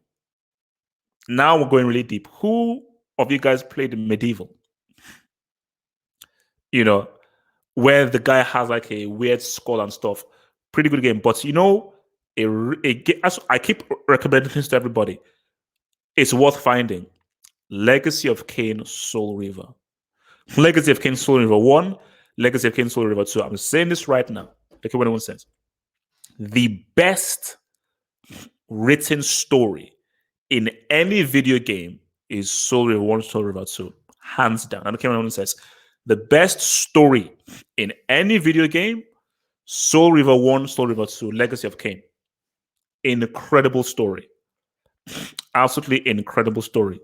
Like, trust me, if you find this and you play it, you will thank me. You'll be like, oh my God, the storyline is insane. The storyline is flipping insane, man. Yes, yeah. Oh my God. What? Bro, Sergio, how do you hate Vice City? What the heck? That's crazy. No, for me, Vice City is in for me contention as one of the best video games I've ever played. Like for me, best video games I've ever played: Vice City, Halo 1, Mass Effect 1 and 2, Skyrim. Those are my 5 best games of all time that I've ever played. Wind Waker. Wind Waker. Although A Link to the Past was money. See, I see it. See, Ocarina of Time, my brothers played it, so I just watched them play Ocarina of Time. So I didn't really play Ocarina of Time. But Zelda Wind Waker, that see for me, the most underrated game, Wind Waker. Zelda Wind Waker are amazing. There was, oh my God, there was I got stuck on one thing for Zelda for literally about like 3 days. And when I realized what I had to do, man, Zelda is wild, man. But that's why Vice City. But see, do you know why? Because I was born in the 80s and a lot of the music I like and movies are from the 80s, maybe it's different. So the way that they recreated the aces in Vice City, I was like, I'm done. I can ride around on a bike with a tropical shirt, jeans, listening to "Wanna Be Starting Something, Wanna Be Starting Something." Sold, sold, sold. You know, but Mass Effect, no, the most heartbreaking thing, even if I knew it was going to happen, like Mass Effect 3 broke my heart. Because the whole point of Mass Effect was all of your choices will pretty much determine the ending you have in Mass Effect 3. So the choices you made in Mass Effect 1 affect how you are in Mass Effect 2. And the choices you make in Mass Effect 1 and 2 affects what happens in Mass Effect 3. But it's flipping, I was about to say, I was about to swear, these effing morons through EA Sports were like, oh, well, we're just going to make an action game and sell out, man. Damn bastards, man. Yeah, no. Wind Waker is an amazing game. Just creatively as well, artistically, amazing game. Amazing game, man. Yeah. For me, fighting games has never really been my thing. I told you, my main things are RPGs, MMOs, football games. Those are my main things, man. Those are my main things, man. Wait, why do you keep calling me Ben? Who is this Ben Wadi? I have no idea who this Ben Wadi is. I have no idea who this Ben Wadi is. Thoughts on the Euros being played closed doors? That would be horrible. That would be horrible. That would be horrible. If that happens, you know what? As much as I want to say to the Euros, you can't have you can't have a Euros played behind closed doors. The whole point of the events of these competitions, whether it's Euros or imagine a World Cup being played behind closed doors. That would be insane. The fans are critical for a summer event. If it's a case of where it's behind closed doors, either postpone it or just cancel it. You cannot have a Euros without the fans. You cannot have a Euros without the fans. No, you can't. No. That would be horrible, man. That would be intensely horrible. That would be absolutely flipping horrible. I can't believe that you said Vice City is the worst, man. That's insane. That is absolutely insane, man. No, but it would be horrible, man. It would be horrible, man.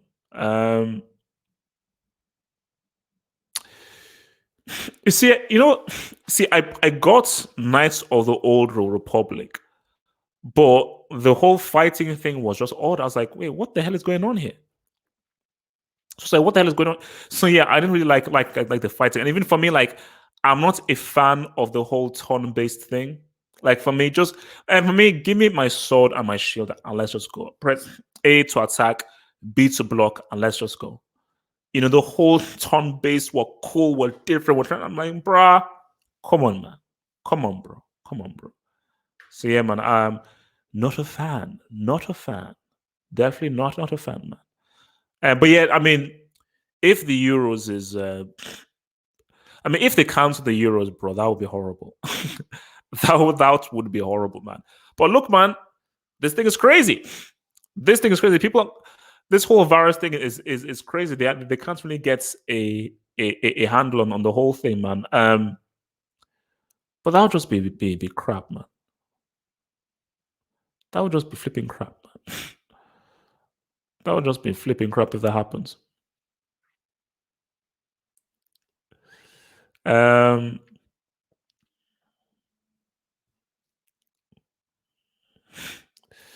So did you ever want to make your own film or anime? Before I got into this whole YouTube thing, I wanted to become an actor. That was my thing, So I made films, short films, directed films, wrote films. So my thing was acting. I said, you know what, I'm going to become an actor. So acting was my thing, but it didn't work out. It didn't work out, man. it didn't work out, unfortunately. So and I decided to reassess my things, So I'm not really making my own anime, but yeah, definitely I wanted to. No, so basically, I have made my own films. I have made my own films. Maybe you can find them somewhere. But I wanted to become an actor. And yeah, whenever I have time, I still sort of try and get a bit of acting here and there, man. So I. So, Mr. Daniel Constance, thank you for the super chat, dear sire. Thank you, bro. It says, should the World Cup expand as proposed? Hell effing no. Hell effing no. Keep it at 32 teams. It works well. It's good. It's not too big, not too small. It works well. Why? Expand it for what? Expand it for what? Why? Expand it for what? Nah, completely stupid. Nah. I mean, because it just gets diluted. Like for me, I didn't like how they expanded the Euros. Just keep it simple. Like they're the best loser. Keep it simple. 32 teams. Top 2 teams go through second round, quarterfinal, semis, final. Because it's a competition. It's not a charity. It's a competition. So it has to be hard for you to get into it and to qualify for it. So that's why you have qualifications. So expanding it is just stupid. And they're expanding it just for money and all this prestige and all this crap, man. Yeah, I've watched the first episode. And interesting. But I have to finish Demon Slayer first. So first of all, I finished Demon Slayer. Then after I finish Demon Slayer, then I'm going to go on to Hunter x Hunter. And after Hunter x Hunter, I might then go to My Hero Academia. So first things first is to finish off Demon Slayer, man. That's the first thing, man. Finish off Demon Slayer. Bro Wesley, I do not play horror games or watch horror films. When I played Resident Evil, when the dog jumps through the window, I was done. This is the first Resident Evil. When that dog jumped through the window, I was done. So no. I don't do horror films or horror games. Like after watching Exorcist, I was done. Man. Like I don't mess with any of that horror stuff, man. Video game crush. Chun-Li was pretty tight though. When I was young, Chun-Li was pretty tight. Because I'm trying to think, when I was young, who was my video game crush?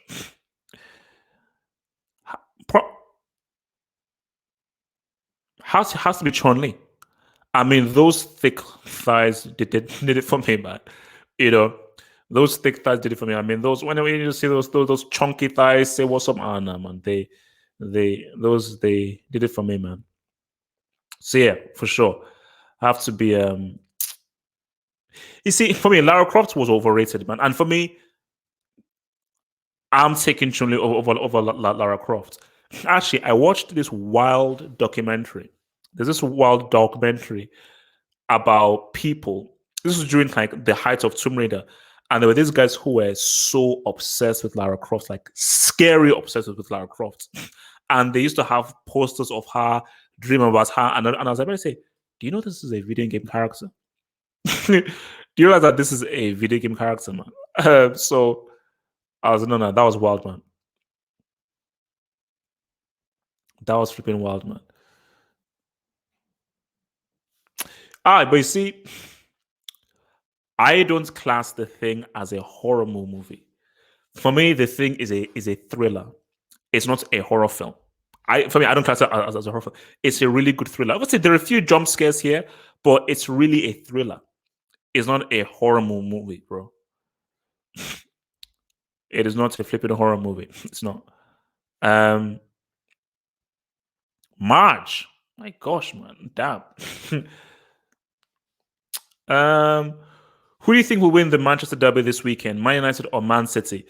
For me, I say again, Man City are strong favorites. Man City are really strong favorites, and I expect City to win. I think City are in really good form now, and they're finding really good form, much better form that they found earlier on in the season. And City are actually better away from home than at the crib. So even if United beat them at the crib, I think City are actually better away, and City have a really good record at Old Trafford. So as long as City play their game, City's quality will win through. So either Aguero or Jesus will get a G. But it'll be a good game though. It will be a good game, but I just don't think that because look, I think United's tactics worked very well against City in that game, especially where City were going through what they were going through. But I think that they've sort of ironed out some of their mistakes. So I expect City to get that win, man. Is it for me? Like, see, I don't watch much UFC, but I'm riding with Khabib.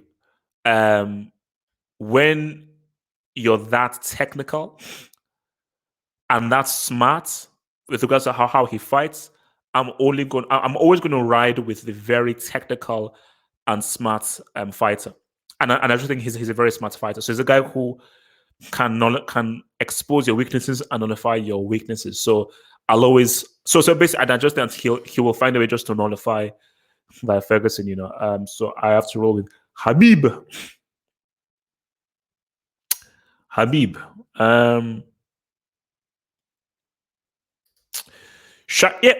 Shining was scary.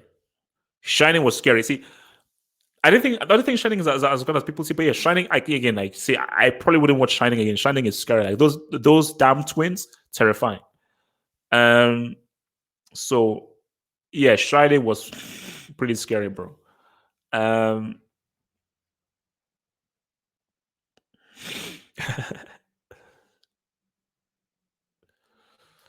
So top 3 teams with the most quality in their squad in the world. Man City.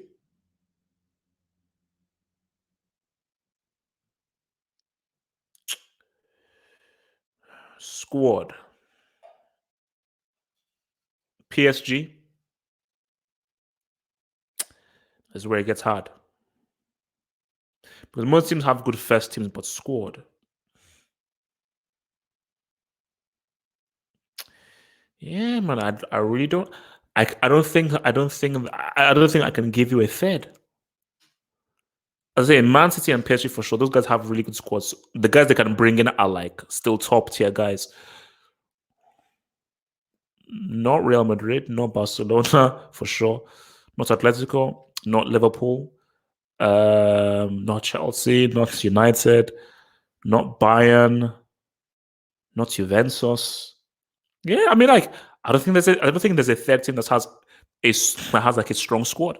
So for me, only so it just shows you that teams really just rely on the first team. So because if they get any key injuries, they are screwed. If they get any key injuries, they're screwed. That's why I say to win that's why City have done so well in the league most of the time, is their squad has been so good. Their squad has been so good. But then again, as good as their squad has been, the Laporte injury screwed them. Because they were like, okay, Laporte is injured, but we still have all these goal scorers in our team. Yeah, but you're still gonna be susceptible to attacks, and you still have to defend attacks, and you're not always going to outscore. And I think what Pep accounts for is Sterling's form dipping, because Sterling had always been going better. So that Sterling will just take it to the next level this season. So Sterling not performing this season was definitely a huge hindrance for sure. It was definitely a huge hindrance for sure. You see, now Bayern, I don't think so. I don't think Bayern have a good squad. They have a very good first team. And so I don't think they have a squad. Barcelona's squad is trash. Barcelona's squad is trash. So let me ask you guys then. Best console of all time. Best gaming console of all time, man. Best gaming console of all time for you guys. See, for me, yes, Sterling right now is like a tier 2, probably even an upper tier 3. I mean, the way he's been playing, I probably have to put him like upper tier 3 right now. So he's borderline tier 2, upper tier 3 right now. Like his form has definitely dipped. And I think that has been one of the key things that City have struggled with.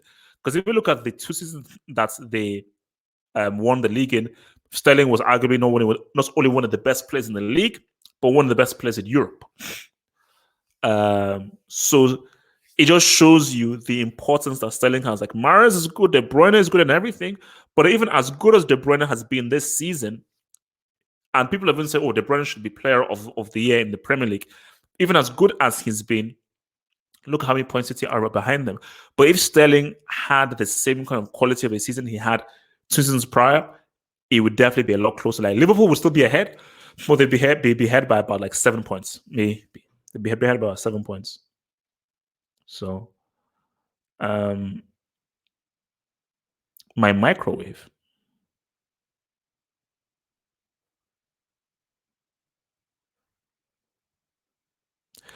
Oh wow, the what? The PS3?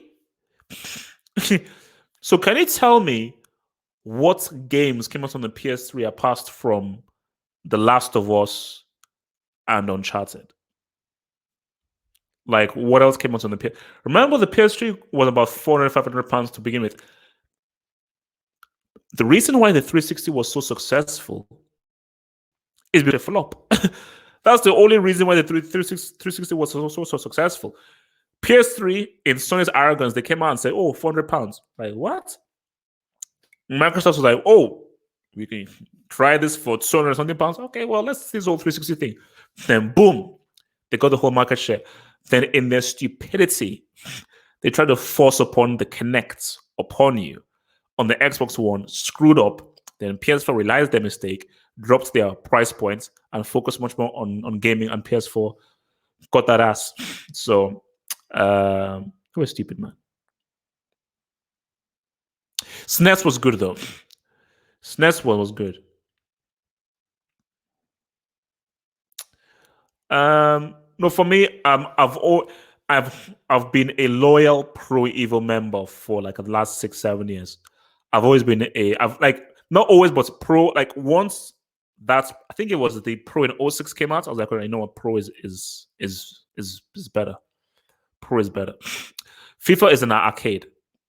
It's not a simulation, and it just isn't as realistic as thing. It's also so for me. I've always been a pro guy, always, man. Always been a flipping pro guy. Ah, favorite shades, man. Yeah, man. Look, man. I mean, these shades are pretty nice, though. But years ago, I think you guys would have read it from my old videos. I had some really nice shades that had like a silver rim here, and they were like a bit bigger here. But I lost them. Pissed me off. Pissed me the heck off. But these are pretty nice, though. I do like this because there's a market in what's it called? What's the name of that place?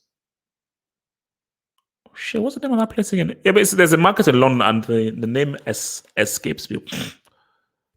Basically, somewhere, and it's like a market, and they sell some nice shades there for good prices. Some pretty damn good prices, man. Wow, PS1. So a SNES, PS3, PS2, PS1, 360. Wow. No, guys, the 360 was a really good machine, man. The 360 was a really good machine. Really good machine. Like, I can't lie, man. 360 was a really good machine. Is a microwave a console? Um, favorite academic subject? For me, it was between history and English lit. For me, it was probably history. It was probably history because I just love history. Like the concept of history and learning about things was good, even if we didn't really learn much Black history. But yeah, I think it was history. Between history and English lit, or rather English, because again, I love like writing and stuff like that. So yeah, but if I had to choose between history and English, I'd probably say English. Probably say English. Although history was good though. Although history was good, man. History was good, man.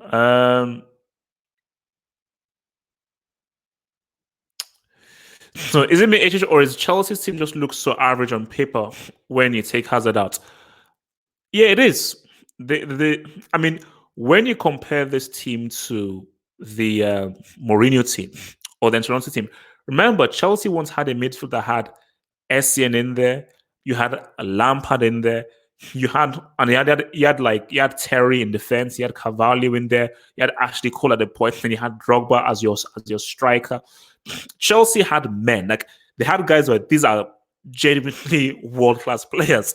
Terry, you would argue, was one of the best defenders in the world. Lampard, one of the best attacking midfielders in the world. Drogba, one of the best strikers in the world. So you compare that now to it is Chelsea team now.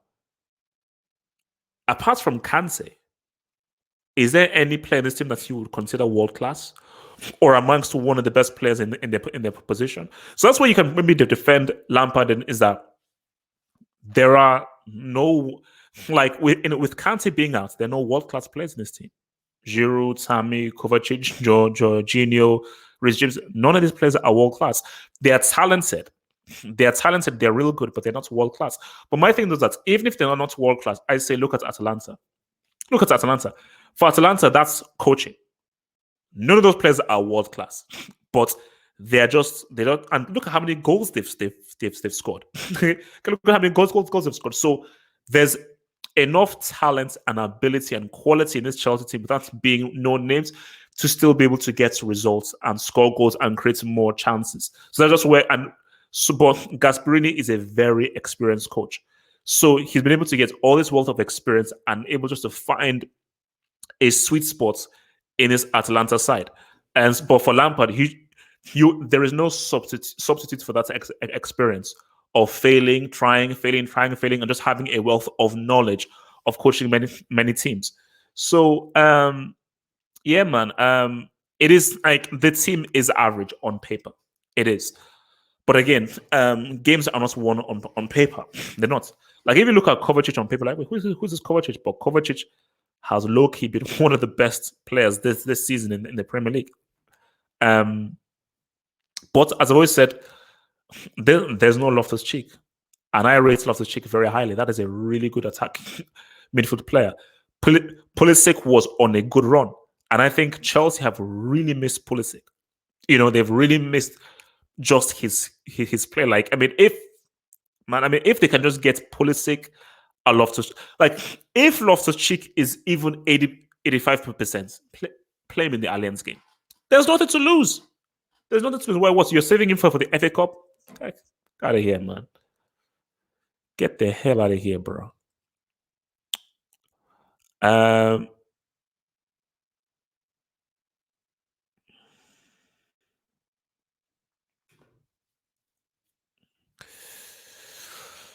Oh, this is interesting.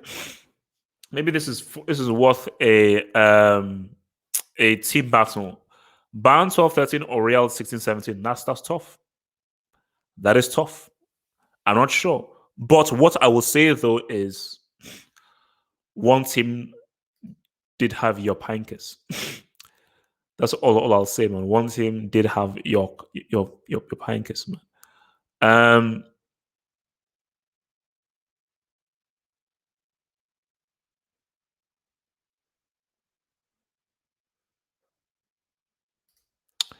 So hate biology, too complicated, like 20 layers in the oh my gosh, I still remember what's it called? Nucleus, cell membrane, cytoplasm. That's something to do with the biology, but I have no idea. And what's it called? Vacuole, chloroplast, cell wall. And what's it called? I think I still remember the photosynthesis thing. Water, was it water plus carbon dioxide, sunlight over chlorophyll, and then I think it's photosynthesis, something like that. I still remember that. But out of all the sciences, biology was my favorite. Physics was okay. Biology was my favorite. To this day, I have no idea how I survived double chemistry. I don't think there was, because I told you, nobody hated school more than I did. There was nothing I dreaded more than double chemistry. Bro, I understood flipping Mongolian better than chemistry. Chemistry, I do not have a clue what the hell they were talking. I was like, wait, what the hell is an atom? To this day, I don't know what a flipping atom is. I flipping despised chemistry. I despised chemistry. It was horrible. Chemistry was freaking horrible, man. It's flipping horrible. Yeah, no, look, N64 was cool, man. But N64, apart from GoldenEye, people were saying Banjo Kazooie, Mario 664, Ocarina of Time, Majora's Mask, it didn't have a wealth of games. The thing about the PS2 was two key things: it's longevity and the amount of games. The amount of games that the PS2 had, it had so many games, and it lasted way beyond. People still had a PS2 even when the PS3 came out. So guys were like, PS3 doesn't have enough cool games. It's too expensive. Bro, let me ride still with my PS2. So PS2 was insane, bro. PS2 was flipping insane.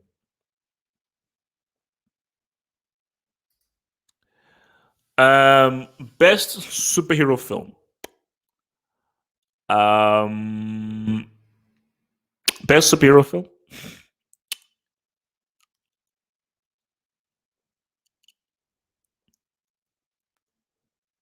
I'll still say Batman. The first Batman film. Yeah. The first Batman film is still money, man. It's still money. The first Batman film is still like it was such a game changer. You know, it was such an amazing game changer that like it was that first Batman film 100%, 100 flipping percent, man. Oh, bro, man, I feel sorry for you, man. I chemistry as well. I'm doing A levels and chemistry is getting Mohammed. I literally have zero advice for you. I'm sorry. I am the last. I'm not even the last man on earth. Even if you'd ask everybody, don't even ask me about chemistry. If you were to ask me like, oh much, I need chemistry advice to save my life, I'd be like, bro, go ask God or like Zeus. It's horrible. I am horrible. Horrible. I was horrendous at bro, I still remember that's chemistry. Oh my god. You're doing chemistry A level? Oh my god. Chemistry GCSE. I remember sitting down looking at the paper and I'm like, I have failed this exam. So let me pray that chemistry. Bro, wait. I think I got a D. I'm pretty sure I either got a D or a C in chemistry GCSE because I knew that look, it's all about all the other soft subjects. Because as I stared at the paper, I was like, I don't have a bloody clue what I'm staring at here. I have no idea. No idea, no idea whatsoever. And that's just one of those things that like it's like left side and right side of the brain. I was bad at maths and science, but I was really good at English and history. English and history were my strongest subjects. So, but maths, science, just no. It never clicked.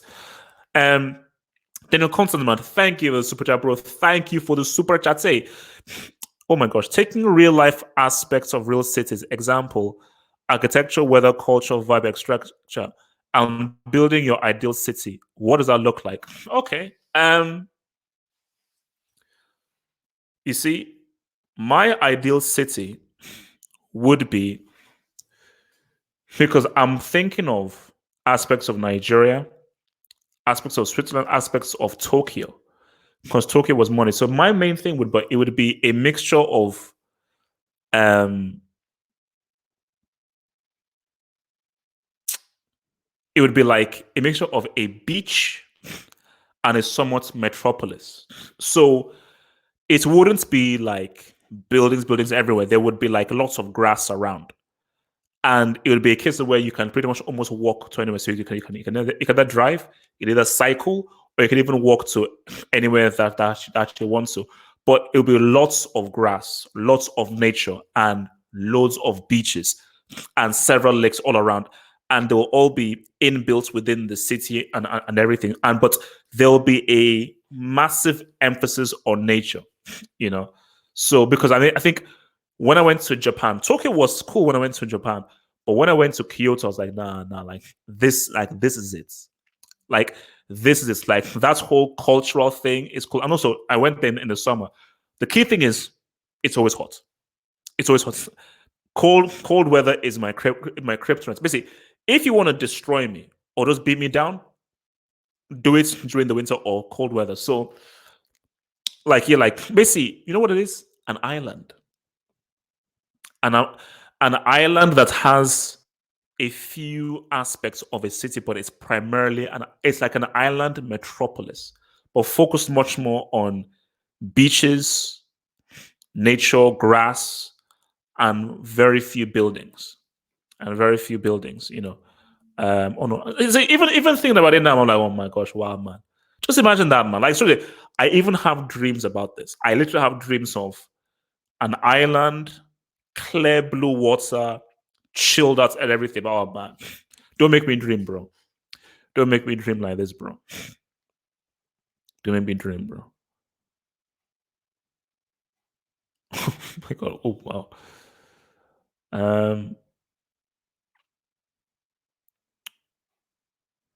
Yeah, Columbus is a break.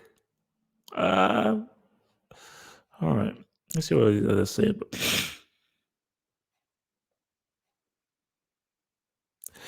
Yeah, I've heard about this. I know because what's it called? I don't know how many of you guys watch Angry Joe because Angry Joe did his top 2025 games coming out this year and he named Cyberpunk as number one. And I don't know, look, I mean, 100%. Like I've been following the whole Cyberpunk game. I'd like it if it was third person though, and I would like a third person option. But yeah, I have to get that because that's my kind of game. That's my kind of game because it's very similar to Deus Ex, and I think no. It's the makers of The Witcher that are doing it. I've got what their name is. The makers of The Witcher that are doing it.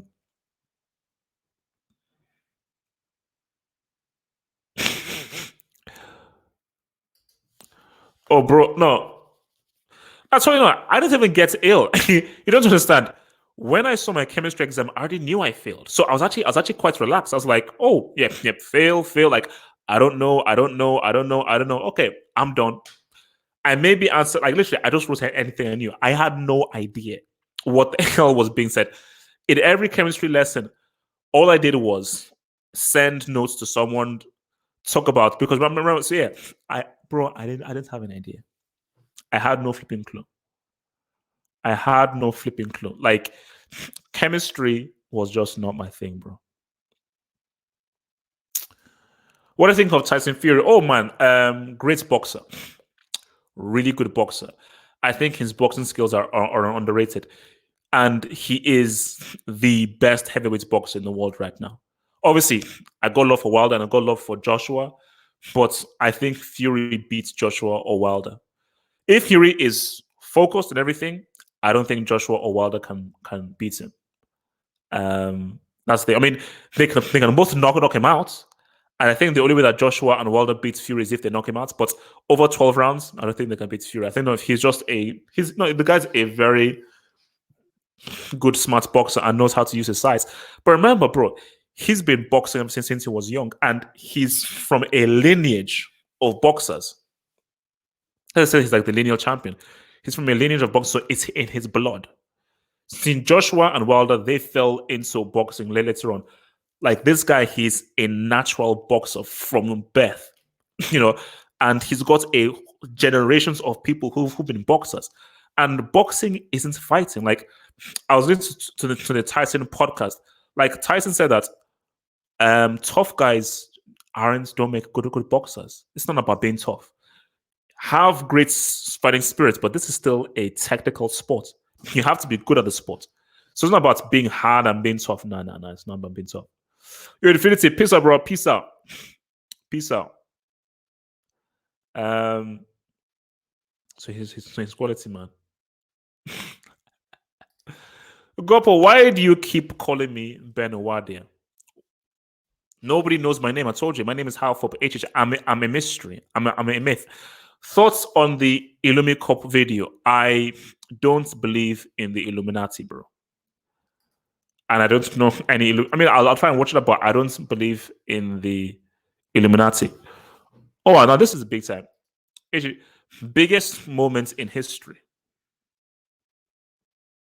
Biggest moments in history. Um,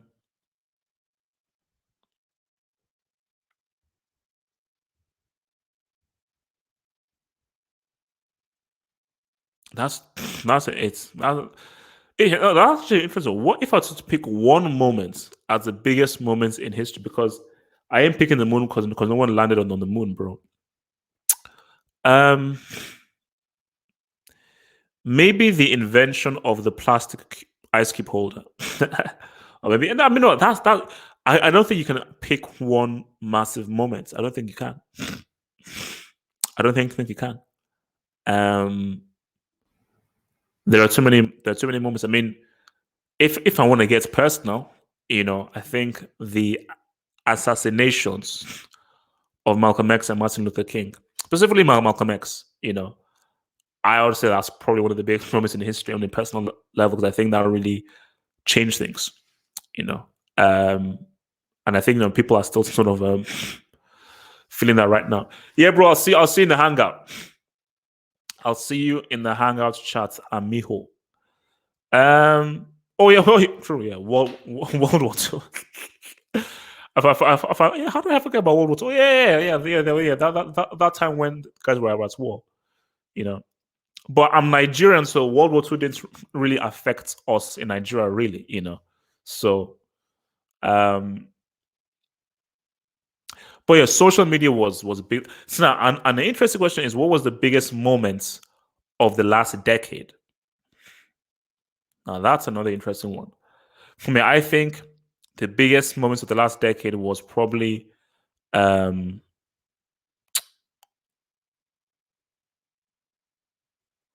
I mean, this is definitely big. I mean, yeah, I can say I was going to say this for sure. Abolition of slavery. But if you want to go deeper, has slavery really been fully abolitioned, man? And I want to get deep. But yeah, biggest moments in the last decade is definitely Twitter. I think the rise of Twitter has been huge. I think the rise of Twitter has been really huge, man. Um, oh wow. Actually, let's maybe we're gonna end on this. Hardest thing you've ever done. Half marathon at 16. Well done, man. Congrats, man. Well done. I mean, I was part of my cross country team, but never did a half marathon. Hardest thing I've ever done was probably getting through 3 years of doing science communication in uni. Probably. Yes, it was. Yeah, it's probably doing that. Hardest thing I've ever done. Um, it's probably you know what? Probably that first year of uni was tough. Doing the history of science, that was probably tough, bro. That was probably tough. Um, oh yeah, actually, that's true. I mean, last decade, man. Basically, because you have Brexit, but I would say for sure yeah, easily Trump becoming president. I didn't see that. I was even talking to Daniel about this, and we're just talking about Trump. I'm like, bro, that dude, man, wow, that dude is insane, man. Look, it's a crazy world, bro. It's a crazy world, bro. It's a crazy flipping world that we're living in, man. Um,